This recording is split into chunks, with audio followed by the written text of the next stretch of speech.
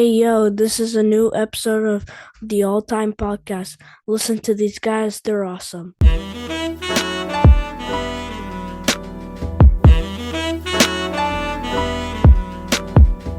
All time, baby, it's all time. Yeah, it's all time. This is a public service announcement by Stephen Alltime. Unfortunately, this evening, Malenko will not be present due to unforeseen circumstances and the Montreal Canadiens losing. Hopefully, by the time this episode is out, the Montreal Canadiens would have been eliminated from the playoffs, and we can finally get back Malenko to where he's good and to where he's useful. The podcast. Derek, you are here. I am happy to see your face. How are you? Yeah, I'm all right, man. Can't complain. Can't complain. It is what it is. The weather has finally turned around for us, for the most part, anyway. Yeah, haven't been here in a little bit, so It's only 2 weeks, no? 3 weeks? oh, it's more than that. It's 3 weeks to a month. I didn't do the last two episodes. Um, so yeah, we'll see. We'll see. Steven gave me projects to listen to this week, and we're gonna talk about them. Uh, yeah, it was a strange week to get back into reviewing music. Let's just put it that way. I also feel like we've hit like a little bit of a like a dip in music releases, at least for me recently. Yeah, was excited to get back into it. Yeah, and for some reason, I'm looking at you and I feel like you're shorter in your camera. Is it just me? Did you It's shrink? it's the chair. It's Okay. the chair. This is a shared office that I have. So the chair it rises. It goes a little shorter. If you want me taller, I'll fucking make it tall. I don't give a shit. Derek, That's my name. you said that there was we hit like a slump in terms of releases. I Well, feel for me, I feel that way. At the same time, so to keep in mind that whenever hip hop releases, I listen to what Steven sends me and or stuff that I know and that I'm curious in terms of listening. I not on the release radar for a lot of the hip hop stuff. It's stuff that Steven and Malenko sent to me. For the rest, it's been metal for the most part, and there just hasn't been like that much going on in like the sphere. Uh, so yeah. Also, I've been busy, so yeah. music has not been my priority. So Jalen Frazier and Fooms, The Threat came out with a new album. Mm-hmm. That I might send you guys to do. Isaiah Rashad came out with It's Been Awful, and I know for sure that Malenko is going to want to review that one. Uh, and Roscoe P. Coltrane and Nicholas Craven came out with a new album. Nicholas Craven's on a tear this year so far. Nicholas Craven is on a tear this year, and you know what I like about him is that he's working with like Roscoe P. Coltrane hasn't put out an album in like 25 years. I Like, don't even know who that is. yeah, he was a Clips affiliate. Okay. He only put out one record. He was also supposed to have an album completely produced by the Neptunes, Pharrell, that never happened. So it was a super interesting project to get into. The album is called Play With Something Safe. And I really, really, really, really enjoyed the project. But I'm gonna be I've hit a slump in terms of what I want to review and in terms of what I want to listen to. I'm in like I'm really right now having a lot of difficulties falling into something I really want to listen to. Like I'll listen to an album and then I'll put it away and then get back into it like a week later. Like there's nothing to me that's really I'm listening to it consistently. Okay. I'm having a lot of trouble with stuff. I don't Okay. know what it is. Uh, Maybe the insane amount of wrestling I've been intaking from every single year. Hulk Hogan documentary, just an insane amount of like TV too. So I'm just having, I don't know, I'm just not, it's really weird with the mood, my mood. But I also feel like uh in the last year since you've been doing the other podcast, the Wrestling Tees podcast, shout out. Um Yeah, shout outs to those assholes. Not assholes. Um Oh, yes, they are. But yeah, continue. I just feel like yeah, I feel like that's been taking up some room as well. Not saying that it's taking room from this. I just feel like you've been getting involved in that podcast, you've been getting involved in the events for the wrestling tees as well a little bit more. And obviously we just got out of probably the busiest time in wrestling, which was the road to WrestleMania and so Yeah. forth. So there's like a lot going on in terms of wrestling. So it is what it is event, and it in a certain way it's pretty good because like wrestling's been busy and I feel like music's been a little bit quiet, and Yes. then wrestling's going to start getting a little bit more quiet, and then we're going to start getting busier with music. So we'll see. There's a lot of people who tend to release stuff as the summer starts, so we'll see how that goes. Yeah. I talked to a lot of people that think it's crazy for how much I podcast in a given week. And how I put all my time and energy in doing podcasting, and also promoting two different podcasts. So, and they're absolutely right. I don't know how I do it. I just It's give part a, of the game, dude. yeah, but It's I part give of a the game. big shout out to people like yourself, people like Malenko, people like Casual Joe, people like PhD, and Johnny Two Belts. You guys do a lot of the work. I just yap, if that makes sense, right? And I want to get back into, and I'm telling you this, I want to get back into a few, like, interviewing.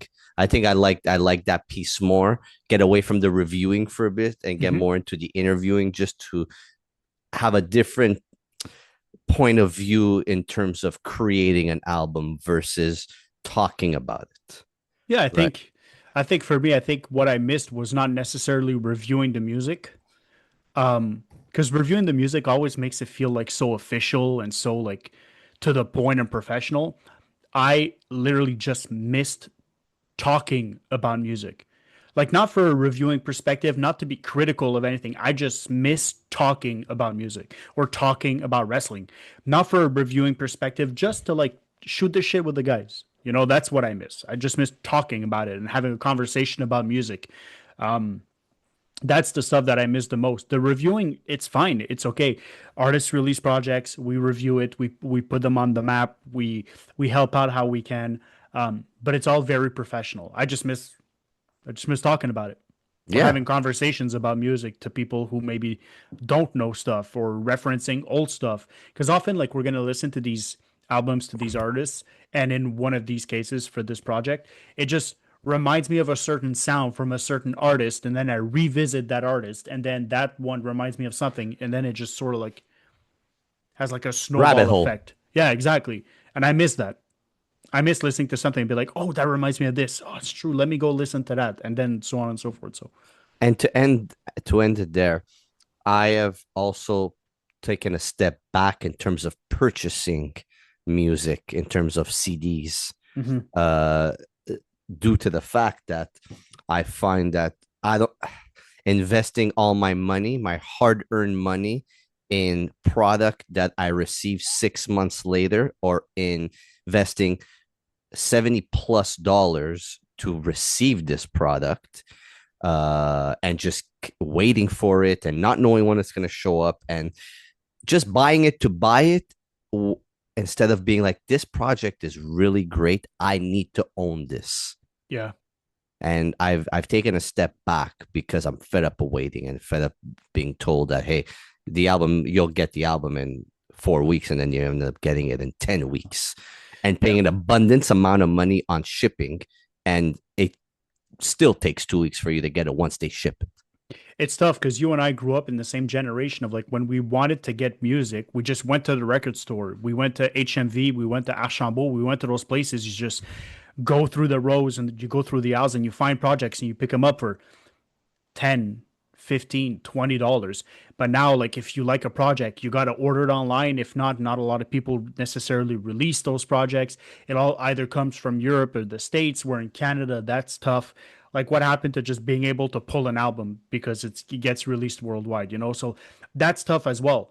Because before, what's the investment? It's $15. You pull a CD. You're like, I don't know if this is going to be good. It might be, it might not be good. And then you're stuck with it and it's fine.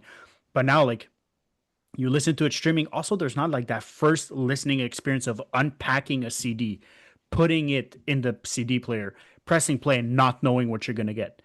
Now we stream it and then we buy it. I feel like then I get this CD and I'm excited to have this CD, but I'm not excited to listen to the project because I've already listened to it. Yeah. I don't have that surprise that like, oh, what is this going to be? You know? And I feel like that's what's missing a little bit. That's part of the fun that's missing is that everyone wants to know everything before it happens. And music, sadly, is one of those things I just want to find out. Yeah. No, I totally agree. And it becomes boring. It becomes redundant of Mm-hmm. just, oh, I gotta wait to buy it. Are they gonna release it? I have to only own it as a stream. It's just like it's become too complicated, too complex for me to the point where I'm just like, look, I'm saving money now. I'm saving money and I'm just buying the things I really, really, really love and really just want to own. And I know that it's gonna be something it's gonna have a lot of replay value. So yeah, let's get into the review. We're gonna have two reviews. One's gonna be kind of quick. The other one will have a lot more conversation into it. The first album is a hip hop album, and it is Blu Exile. Time Heals Everything. Malenko is the one who wanted us to review this. As you could see, there's no third member here. He's part of the MFT and he got booted out. But yeah, Blu Exile, Time Heals Everything. I want to start it off by giving it to you, Derek. And the reason why I want to give it to you is because I know you had difficulties listening to this record. And I'm actually in total shock that you had difficulties listening to it because of the feel of the album, the sound of the album, the lyrical content on the album. So I just look, Blu Exile have put out numerous amounts of project. Below the Heavens being their first from the early 2000s that has almost hailed a classic album. I don't hail it as a classic. I hail it as an album that it blew my mind when it came out. And I found that these two kind of brought an element of something we kind of lost in the from the 90s, like that gangstar, very jazzy Tribe Called Quest, very feel good, very boom bappy. And they brought that piece back, but always adding a West Coast element, Blu being from the West Coast. So I shot this over to you, and I just want to hear your thoughts on the record. Yeah, because I'm not necessarily going to break him down track by track like I normally do. I'll just talk about the overall what I felt listening to the album. It was a little bit more of a tougher listen for me. I felt like it was a long project. I listened to it, and when I was listening to it, it just overall felt long. There were some long songs on this as well. We've sort of been getting accustomed to the 27, 30, 32, 35 minute kind of like 7, 8 songs, 253, 3 minutes. And now over here, we got some consecutive songs that felt a little longer. And I definitely felt it. Like getting off of albums that were a little bit shorter, I did feel the length of this album a little bit more. Pause. And yeah, very jazzy, kind of slow. There was a few tracks that were maybe a little bit more upbeat, a little bit catchier. But it was difficult. It felt slow. It felt deliberate. It was 90s, but I felt a little bit of Fuji's, Tribe Called Quest, NERD, Neptunes ish kind of vibe off of this album. Which doesn't make it bad. It's just in 2026 I guess I wasn't minded, or I haven't listened to that type of sound in so long that it almost felt a little alien in a lot of ways because it's so nostalgic. And it's not like hip hop has evolved so much, and there's so many different sounds of hip hop and underground. We sort of throw the underground into like a general kind of category, but in the underground, you have the very West Coast, you have the 90s, you have some songs have scratches, you get a little bit more trap, you get different types of beats and different types of genres within the underground. Whereas if you put anything into metal, metal does it all. You know, you're gonna have metalcore, you're gonna have deathcore, you're gonna have uh, trash. You're gonna have all those kinds of sounds if that's what you want to listen to. But because we listen to underground, you press play on an album, you don't really know what it's gonna sound like. The different producers have different styles and so on and so forth. And I guess because a project like this had been so long since I've listened to anything very 90s, there's been tracks. There's been tracks on other projects that we listened to that felt very 90s, but this is one of the first projects that I can remember that was all that 90s feel, and it was just a little bit more difficult for me to get into because I had no project before that was similar to sort of prepare me for it. That's where I struggled the most. I enjoyed it more and more as I was listening to it, like the third, fourth, and fifth times than the first time. The first time it was very alien. I was like, oh Lord, I was not ready for that. Um, and yeah, I think it's one of those projects where I'm gonna have to revisit it just a little bit more, just to fully catch it. I was trying to catch on to the beat and the production more in the beginning. So by the end of like my fifth listen, I was only then really starting to listen to the lyricism of it. Because otherwise it takes me out of it. If I'm not like into the feel of the album, it's tough for me to put aside the production and just listen to lyricism. But with that being said, I think there was some solid tracks.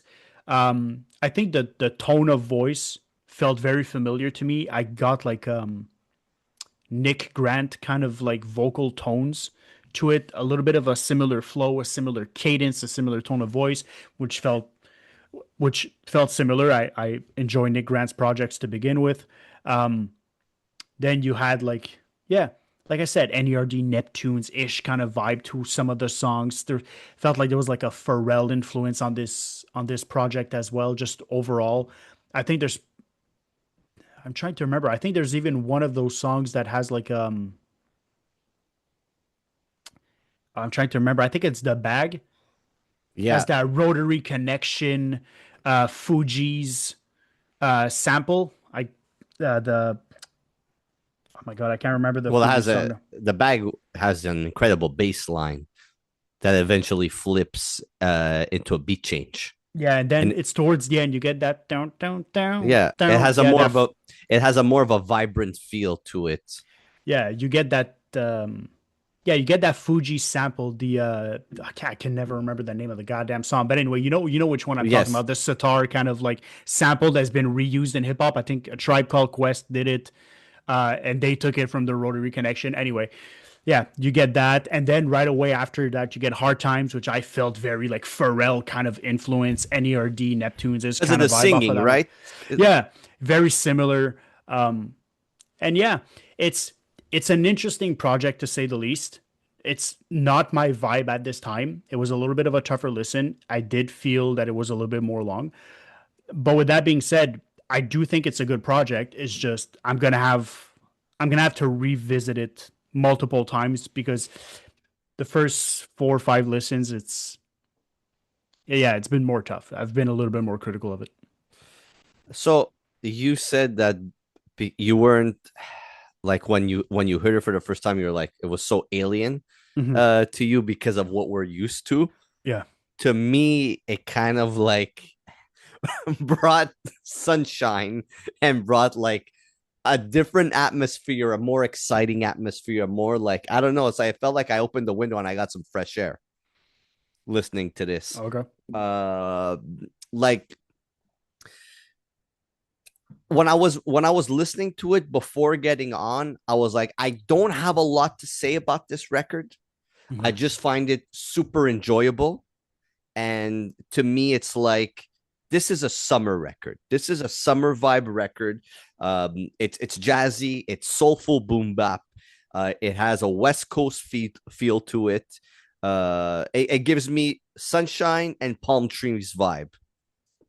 Preferably the first half of the record, because then the last half of the record, as of probably the bag, you kind of get the very just jazzy club type of vibe to it with a live band. Mhm. But like, look, songs like Shoelaces with Ahmad Anwar singing throughout the record gives it that West Coast style.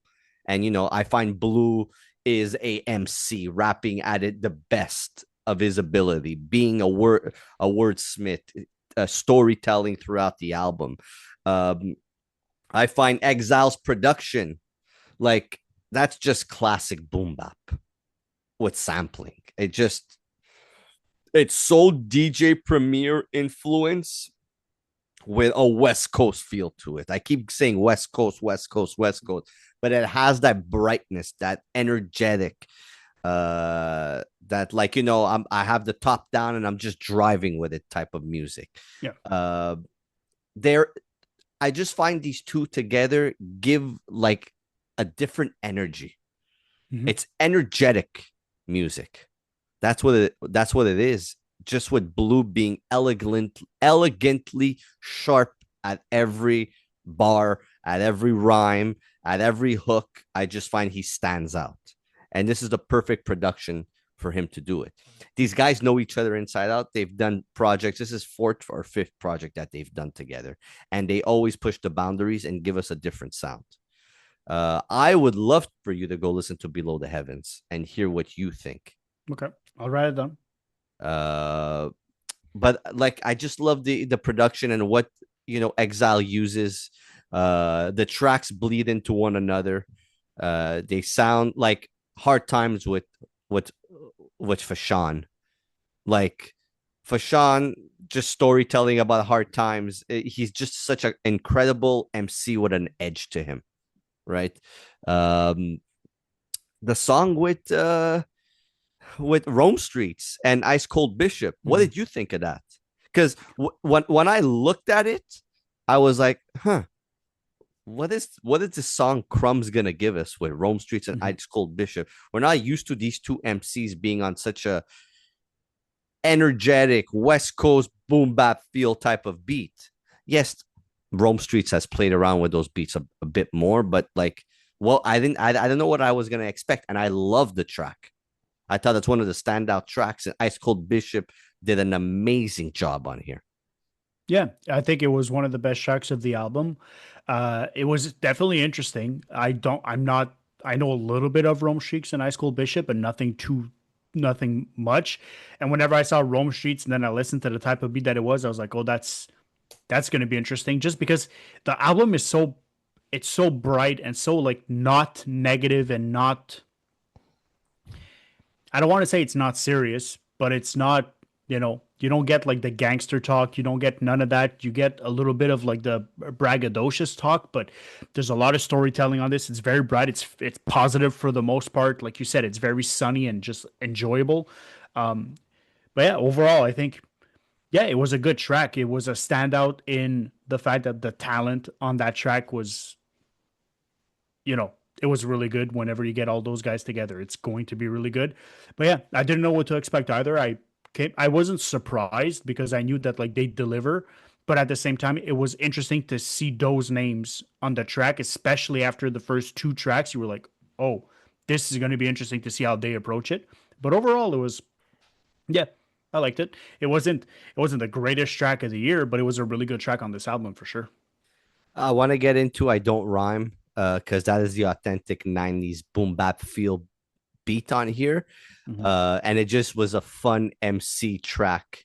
Like being Mhm. braggadocious. I don't rhyme. I'm a better MC than you. You Yeah. could give me any type of beat, I'm gonna annihilate it. Very East Coast influence on here. It was very DJ Premier influence type of beat, very gangstar. Uh, and then TSOD featuring Makami and Black Thought. Mhm. I thought that was another great song. Yeah. It was very laid back, very backgroundish type of song, and it kind of brought out an element of Makami. Because I'm not the biggest Makami fan, but I always pay attention to what he's gonna do because he does work with a lot of different MCs and he's very respected. Being on a song with Black Thought, and they have an album coming out together. It's a Mac Homie and a Black Thought album coming out. So I'm super interested to hear what that's gonna sound like. But I just wanted to see what these guys were gonna give me. And it was again more jazzy, more live in a club type of song, MCs just with a live band. And I thought it was a good song. Yeah, I think anytime Black Thought is on a track, I think Black Thought's one of the greatest to do it. I think he's top five. I'm gonna listen to everything that he does. Any feature that he does, any project that he does, I'm gonna listen to what he does every single time. This was it's on par with what he does at all times. He does whatever he wants to do. Yeah, for me, it wasn't necessarily a standout track. It stood out on the call sheet because Black Thought was a feature on this. But then after re-listening to it, it wasn't a standout. Um, doesn't mean that it was a bad track. It bled.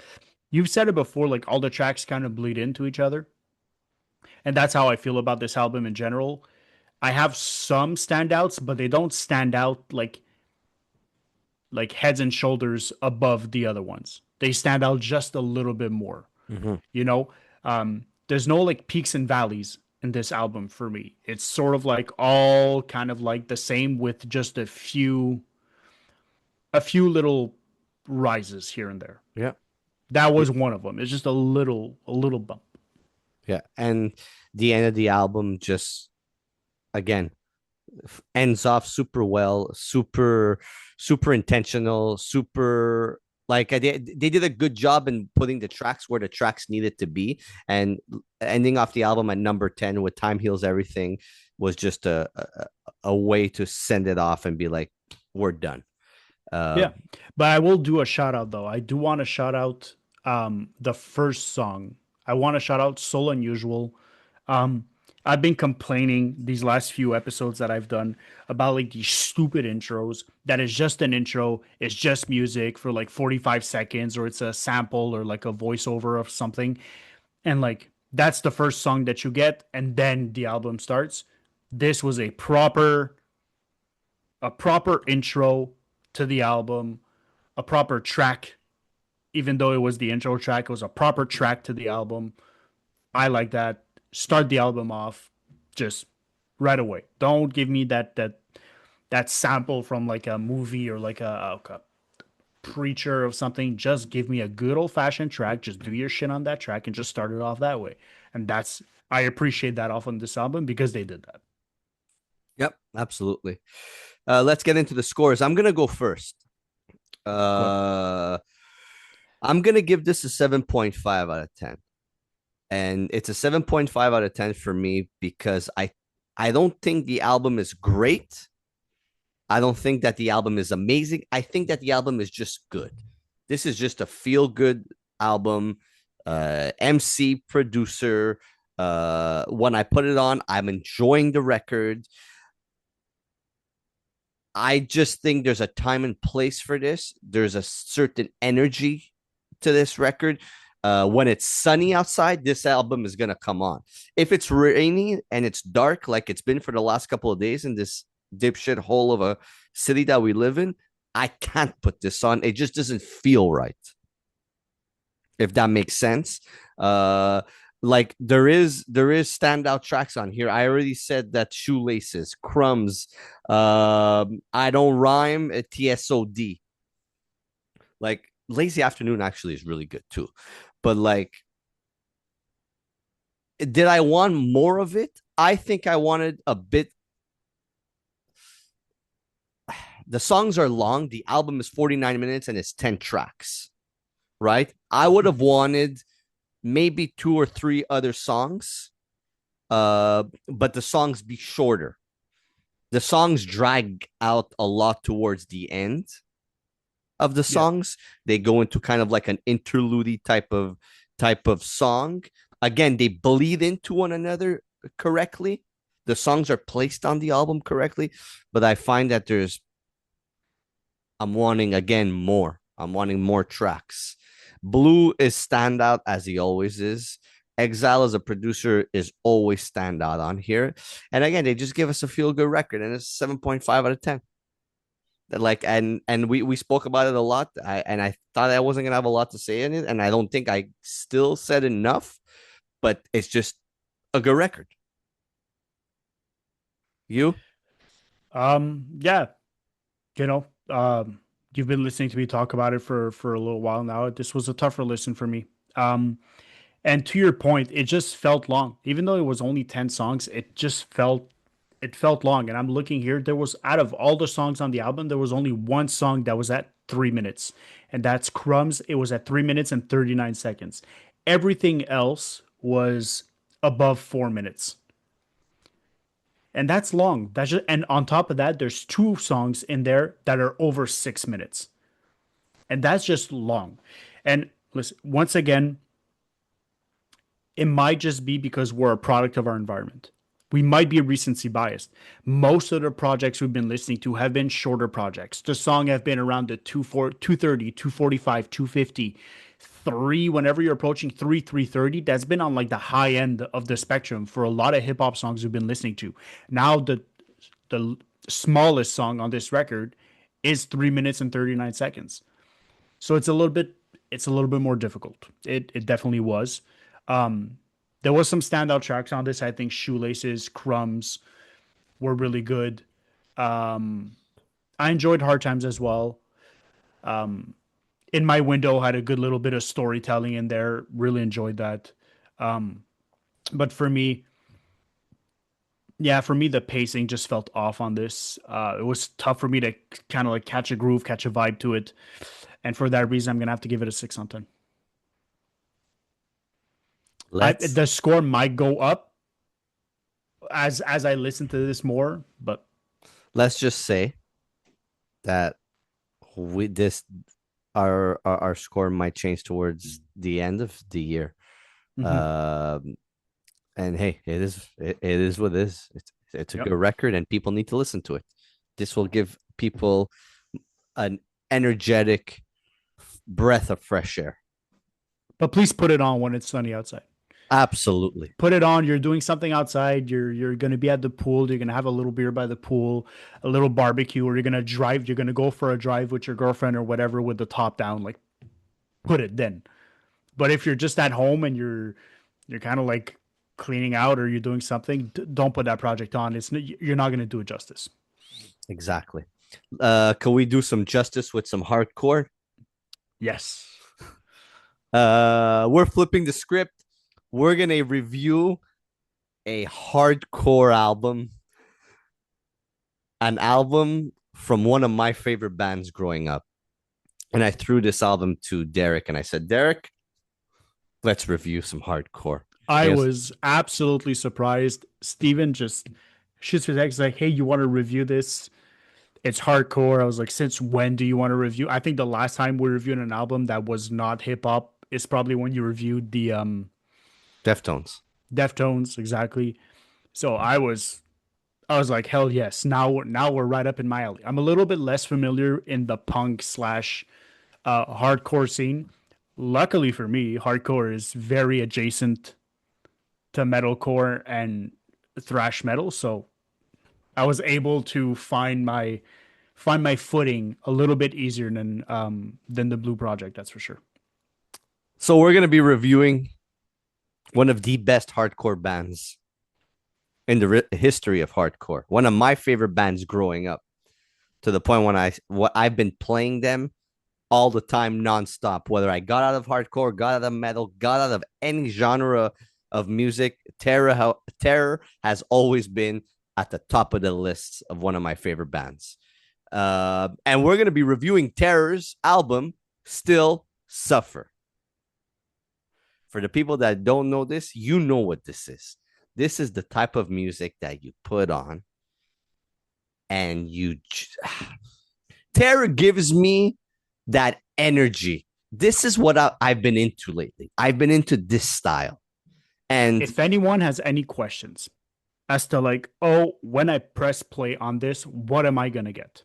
Let me just paint the picture for you. I want you to picture an empty skate park bowl, black and white, a shirtless band, and a whole bunch of people just moshing. And And oh, and a chanting, whole yeah, chanting. Oh, crowd surfing, people crowd surfing, people flipping the camera. Uh, yeah, stealing the mic. yeah. Stealing the mic, just spitting in the crowd. Like that's what it is. There's elbows being thrown. You're gonna leave with a busted lip. When you press play on this album. That's exactly what you get. They're not sugarcoating it. They're not hiding from it. It just starts off from the first song. From yeah, it just starts off. You press play, it starts right away. There's no fucking about on this album.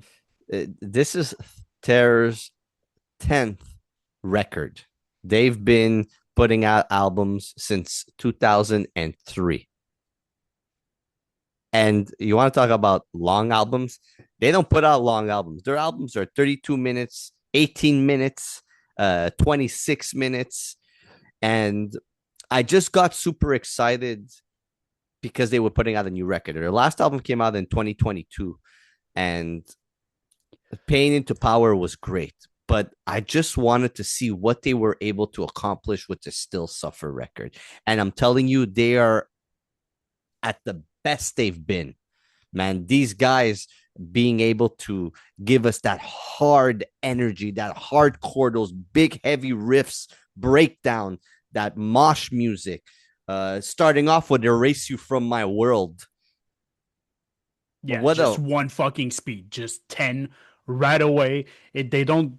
This band doesn't sugarcoat it. They don't start you off with a 6, then bring you to a 7 and 8. They start you off with a 10 right from the beginning. It's very um if you guys are like unfamiliar with this, it's very trash metal. You get like the Hatebreed, Anthrax, early Metallica, that kind of like that insanely fast guitar, a very well accompanied, hard hitting drums. You could tell that drummer is just absolutely beating the living shit out of his drum kit. The guitar is very fast. The singer sings with that kind of like ruthless, just aggression, just constantly yelling in your face. Um, for the more modern listeners out there, if you guys don't really listen to old metal, I'd say it reminds me a little bit of August Burns Red in that kind of overall energy. They're both influenced by the kind of like the same bands, August Burns Red being a little bit more on the metalcore side. But like that tone of voice, that rasp to his voice, the constantly yelling, that aggression to him, you get that from the first track all the way to the last track. That's all it is. Just in your face mosh music. yeah. Yeah. With thrash metal riffs that you get throughout the whole Yeah. album. Uh the heaviness of the breakdowns, like, and this record I know is a heartfelt record, and um uh Scott, the vocalist on here, going through his addiction to alcohol and touring for the past 20 something years, 23 years, and being in hardcore bands for like the last 30 plus years. Just sometimes we listen to hardcore or metal and that, and we're just like, yeah, these are just angry guys. No, there's a lot of heartfelt into their lyrics and their music and what they're trying to get across. Like, just look at Destruction of My Soul. uh, a deeper struggle to hurt to the most, Yeah.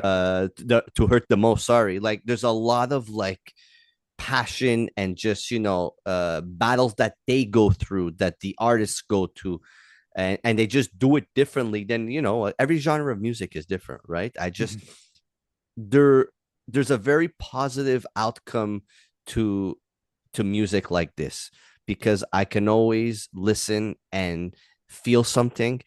I can always listen and have that connection with what the artist, what the band is trying to do with the record. Yeah. And I like, what, it's crazy to see these guys still be putting out music and doing it at a high level like this, and I want to see them live again. I've seen these guys live maybe twice, and they put on one of the best, most energetic live shows ever. And you know what? When I said that we don't have a lot to say, I don't have a lot to say on this. I just fucking love this record. I just fucking love this band. Yep. I just think that this band, they're just a fun, great band. Yeah, I agree with you. This is not a project that this project. Some metals, sometimes you listen to some metal and it just makes you want to like just tear down the world. This is not one of those.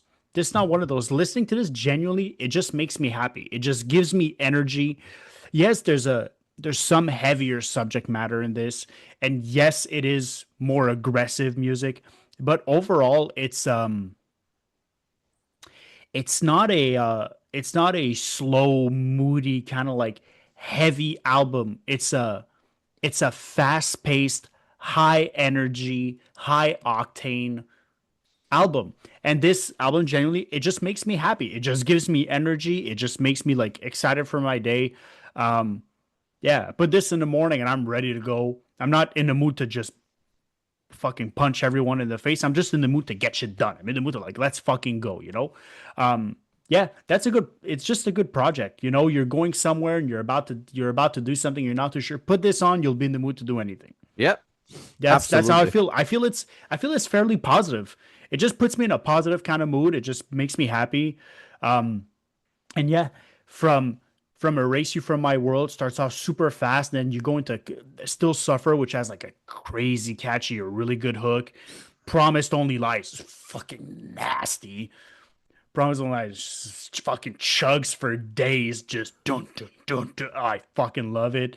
Then you get Destruction of My Soul, which is super thrashy, like very Anthrax kind of vibe to it. Yeah, it's just fun, man. It's just fun music. It's fun music to listen to with the boys. Just everyone is just feeling it. Yeah, Beauty and the Losses featuring Mind Force, yeah. featuring from Jay Peta from Mind Force. And I did a post about this. Derek, you're not on social media. I I'm did not. I was so excited to hear Beauty and the Losses featuring Jay Peta from Mind Force.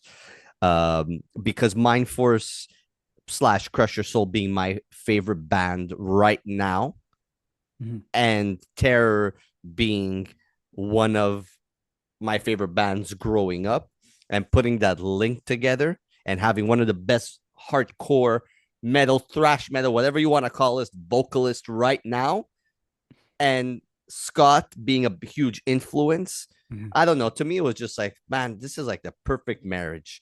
And they both sounded amazing together on And that this. song was so odd because the whole album is so fast and in your face the whole time, and then it's kind of like slows down as of number five, like Fear the Panic. You get a little bit of a like a bass intro that's really nice. You start getting a little bit jazzy, and then Beauty and the Lost comes on, and a complete change of pace for the intro of that song. You get very like summer hip hop ish kind of vibe, and then the fucking punk drop just hits you, and then you're like, oh shit, like okay.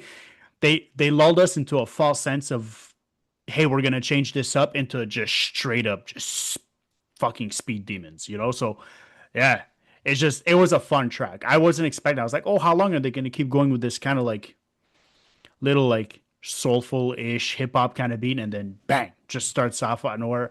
I enjoyed it.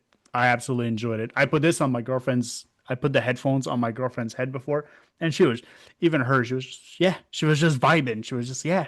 I could see that happening. So it's good. Pioneers, pioneers in this whole hardcore scene. They've moved mountains, and I think they deserve the credit that they're getting after all these years. And I can't wait to see them live. I can't wait to buy some merch. I'm buying that T-shirt with that kid smashing the bottle. Is it a bottle? He's smashing something. That's for sure. That's a Yeah. good cover too. Or his fist. I think it's just his fist. I think he's just. I think that kid's just upset. I Well, think that kid's just upset. I think his mom didn't get him the video game he wanted, and but that does look like an old picture from the oh yeah, 90s that's though, yeah. because that car in the back is not of this day and age. Anything else you want to discuss on this record? No, man, just thank you for putting me onto these guys. I Oh, had you're heard the welcome. I had heard the name, but I'm a little bit more into the metal space and a little less into the punk space. Um, yeah, thanks for putting me onto these guys. I had heard the name before, I just never got around to listening to stuff from them. thoroughly enjoyed it. This was a great project, short and sweet, just absolutely fast paced. Yeah, just really enjoyed this project. I'm gonna keep going back to this project for the year for sure. Whenever I don't know what I want to listen to, but I'm kind of like in the mood for something a little bit more uplifting. I'm gonna press play on that for sure. I'm gonna go quickly and give my score and give it an 8 on 10. Yeah, it's Absolutely, gonna be the same for me. 8 on 10. 8 on 10. And if you listen to hip hop, listen to Terror. And I know there's a lot of Mind Force / Crush Your Soul fans that listen to hip hop. The connection is there. Listen to some Terror. A lot of metal, and a lot of hip hop get together. You know, Oh you and yeah, I, we've you and I and Malenko, we've discussed Despised Icon. He has that kind of flow to his voice as well. I think there's a lot of similarities. Denzel Curry recently in the hip hop space has been going back to a little bit of the metal.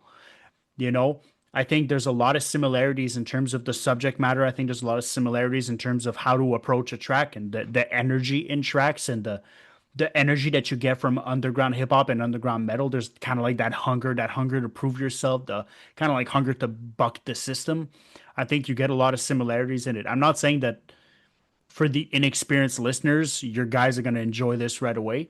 But for the more experienced listeners, the guys who have been listening to underground hip hop for, you know, for a little bit, put on projects like these and tell me that there's not more similarities than there are differences in the music. Maybe from a musical, like an instrument perspective, there's a lot of differences. But overall, the way they structure the song, the subject matter, very similar. yep, absolutely. On that note, Derek, it has been a pleasure. Always. Hopefully Malenko is back next week. If he needs a shoulder to cry on, I can always be there for one of my good friends, Malenko. We'll know tomorrow. But if you haven't liked and subscribed, please go like and then subscribe, or subscribe and then like. You know what I mean? We bring you nothing but the best in hip hop reviews. You know, we're the ESPN of hip hop.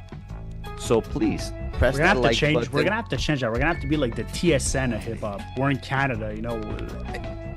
Yeah, but somebody from the States called us that, so I have to go with the ESPN. You know what? We're all the sports fucking channels. Fuck that shit. We're all the sports channels for hip hop and music reviews.